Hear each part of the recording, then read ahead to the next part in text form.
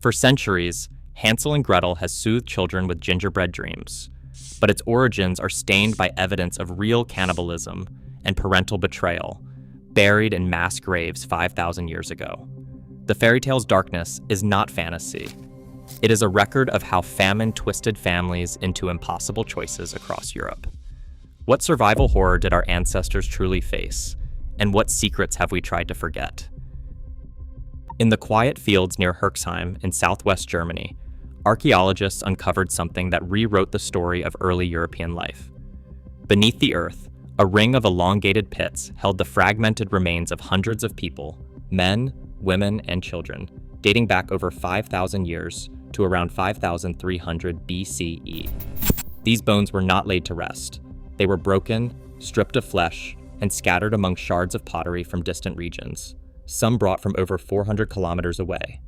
Close examination revealed cut marks along the limbs and skulls, the kind left by stone blades used to carve meat from bone. Arms and legs were cracked open, exposing the marrow. Some bones bore the unmistakable signs of human teeth. Skulls had been smashed and reshaped into bowls or cups. Lower jaws and faces were missing, as if identity itself had been erased. The patterns matched animal butchery, not ritual burial. Radiocarbon dating showed these acts happened over a brief window, just a few decades, at the end of the linear pottery culture, a time marked by social upheaval and abandoned settlements across Central Europe. The scale was staggering. Estimates suggest between 450 and 1,350 individuals were processed in this way. No grave goods, no careful arrangement, only a mass of disarticulated bodies, broken and burned, left in overlapping layers. Some scholars argue these were ceremonial acts, a kind of ritual reburial or ancestor veneration. But the evidence for cannibalism is hard to ignore. The uniform butchery, the marrow extraction, the gnawed ends of bones, these are the signatures of people eating people. Bruno Boulestein, who led much of the analysis, concluded that they had evidence that several hundred people were eaten over a brief period. The Herxheim site stands as a chilling reminder. The fear of being consumed or forced to consume is not a modern invention. It is carved into our oldest bones, echoing through millennia, waiting to surface in stories told by firelight. Europe's history is filled with accounts of hunger so severe that the boundaries of morality collapsed. In the winter of 1098, during the First Crusade, the besieged city of Ma'ara in Syria became the setting for one of the most infamous acts recorded in medieval chronicles. After weeks of starvation, Crusader soldiers broke into the city, expecting supplies, but found only empty storehouses. Fulcher of Chartres wrote that certain of the Turks' bodies seemed edible, and from them food was made, and by some men eaten. Ralph of Caen, another chronicler, described hunger so extreme that they fed on human bodies which had fallen in battle. Even mothers were filled with the flesh of their children. Arabic chroniclers confirmed the horror, recounting how the starving Franks roasted the dead over open fires. Famine was not limited to battlefields. In 1315, relentless rain destroyed crops across northern Europe.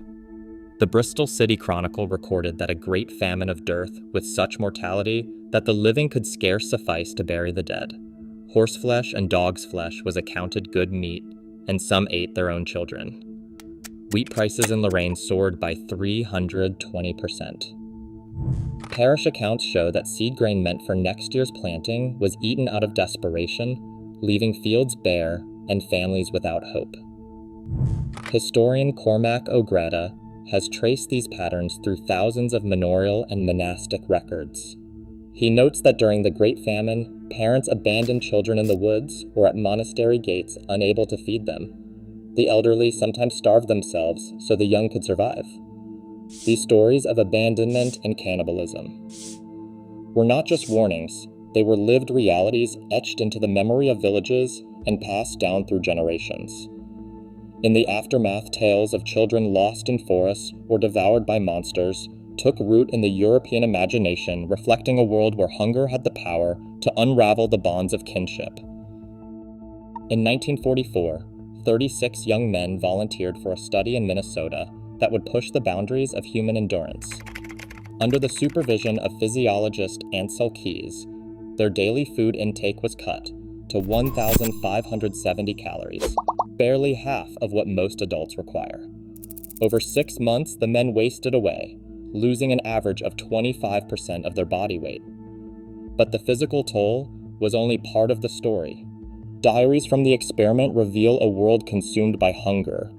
Participants became obsessed with food, collecting recipes, reading cookbooks for hours, and describing vivid dreams of banquets and endless bread.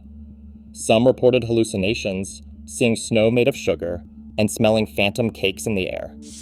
One subject wrote that food was all he could think about, and that even his dreams tasted sweet. A neuropsychologist who has studied starvation explains that the brain, deprived of nutrients, begins to distort reality. Fantasies of abundance become more real than the world outside. For the men in the experiment, kitchens and ovens transformed from ordinary objects into sources of longing and torment. The mind, desperate for relief, conjures edible landscapes, houses made of gingerbread, rivers of milk, forests where every tree drips with honey. Similar patterns appear in the diaries of those trapped during the siege of Leningrad in World War II. Survivors described seeing loaves of bread where none existed, and children drew pictures of feasts they would never eat. The same phenomenon echoes in medieval chronicles, where starving villagers dreamed of miraculous harvests just beyond the forest's edge. Historical maps from the period show vast stretches of unmapped woodland, zones where travelers vanished and where hunger twisted the imagination. In these places, the boundary between fantasy and terror blurred. The edible house in Hansel and Gretel is not just a symbol of temptation. It is a clinical portrait of the starving mind, shaped by centuries of real hunger, hallucination, and the desperate hope for salvation in a world gone barren. Across early modern Europe, fear often found a target in the most vulnerable. When crops failed and hunger set in, communities looked for someone to blame. Records from the 16th and 17th centuries show that witch hunts swept through villages, with accusations aimed overwhelmingly at women. Out of the estimated 80,000 people executed for witchcraft between 1500 and 1660, 4 out of 5 were women, many elderly, poor, or living alone. The Malleus Maleficarum, a 1486 treatise, warned that witches could spoil harvests and bring famine. Parish registers from German territories list names of widows and beggars, marked as outsiders, who were dragged before local courts. Their supposed crimes often mirrored the anxieties of a starving society, causing blight, stealing food, or harming children. In times of crisis, the witch became the living symbol of communal dread, a scapegoat for hunger that could not be explained or controlled. But the fear of scarcity did not stop at the village edge. Within the walls of the home, children themselves became a source of economic strain. Parish poor law ledgers from England and Germany tracked the costs of feeding and clothing orphans and abandoned children. By the 18th century, child relief claims could swallow up to 30% of a parish's annual budget.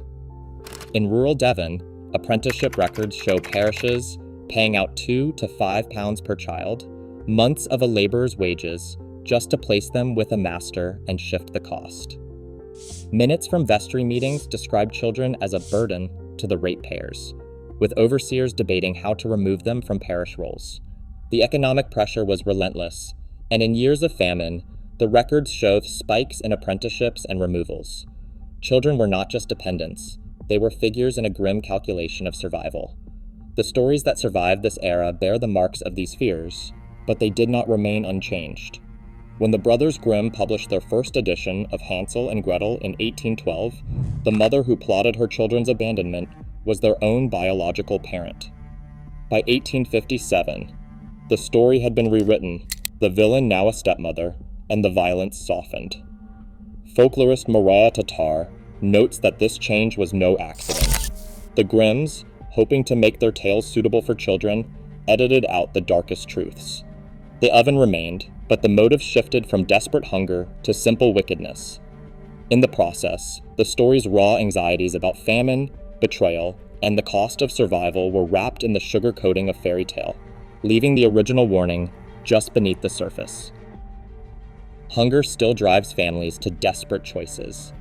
UNICEF reports millions of children displaced by food crises each year.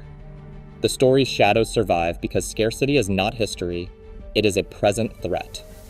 When survival is at stake, even the safest places can turn perilous.